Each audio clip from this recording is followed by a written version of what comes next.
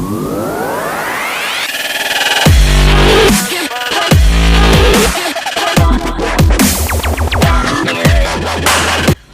up YouTube? Lauren Gontero here, your Las Vegas realtor. Today we're going to talk about mortgage forbearance. How would you like to not pay your mortgage for up to 12 months? Can I get a yes? Alright, well I'm going to teach you how to take advantage of the laws that were put into effect in the CARES Act this March of 2020. You could use that money to pay off your higher interest debt, you could invest in the stock market. Anyways, let's jump right into it. So the CARES Act was put into effect in 2020, like I said, and it allows you to defer your mortgage payments for up to 12 months if you're having a hardship related to the coronavirus pandemic. Now let's go over the details to see if you qualify. So what is required in order to take this forbearance?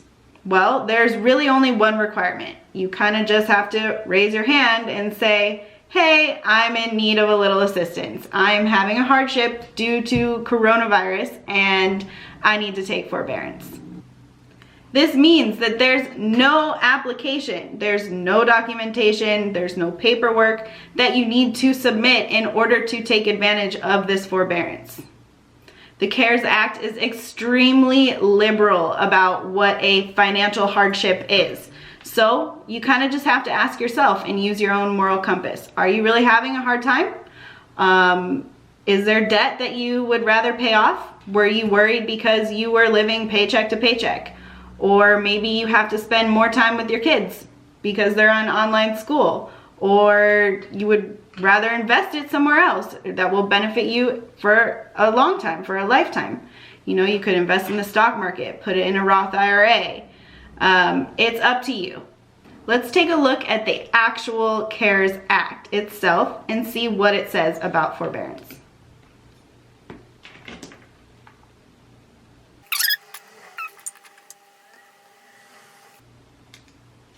You can take forbearance by affirming, raising your hand and saying, I affirm that the borrower is experiencing a financial hardship during the COVID-19 emergency.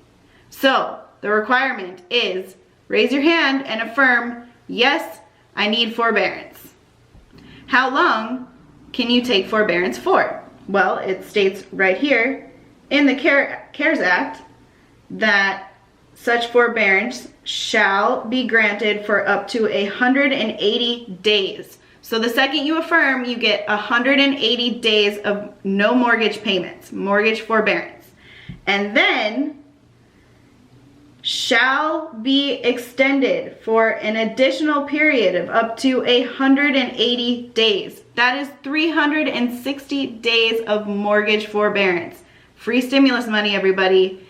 Go get it. Now, this is what's so great. They say it shall, not may, it shall. So they're required to give you 180 days plus, at your request, another shall give you another 180 days of mortgage forbearance. Now, a question I get a lot from my clients and past clients is, am I going to have to make a balloon payment? Or is the bank going to somehow penalize me for taking mortgage forbearance? And the answer is no. In the CARES Act, it actually addresses this issue, and it says, during a period of forbearance as described in this subsection, no fees, penalties, or interest beyond the amounts scheduled or calculated as if the borrower made all contractual payments on time and in full under the terms of the mortgage contract shall accrue on the borrower's account. That means no balloon payments, no surprise you owe this much on a certain date. The payments simply get put at the end of your mortgage. Don't let the banks trick you or make you think that you owe more or are required to agree to their terms. You just reference the CARES Act and get that all sorted out for you. Then we come down to the next section where it talks about requirements of the servicers, which is the bank that loans to you or whoever services your loan where you make your payments. Here is what the CARES Act requires of them to offer this forbearance to their customers. So it says, upon receiving request for forbearance, which is you just affirming, I have a hardship, the servicer shall, with no additional documentation required, other than the borrower's attestation to a financial hardship caused by the COVID-19 pandemic. So, in the CARES Act, they specifically tell the banks you are not allowed to require additional documentation proving that there is a hardship. So how long do you have to take advantage of the mortgage forbearance? Well, let's refer back to the CARES Act. This is called the covered period. So the covered period is the period beginning on January 31st, 2020, and it ends 120 days after the date on which the national emergency concerning the novel coronavirus ends. So that means that once the president declares the pandemic over, that means 120 days after the pandemic ends, you can still claim up to 1 year of mortgage forbearance. So don't miss out. You have a lot of time, but if the pandemic ended today, you would still have 120 days to call your bank or mortgage servicer and get this forbearance granted for you.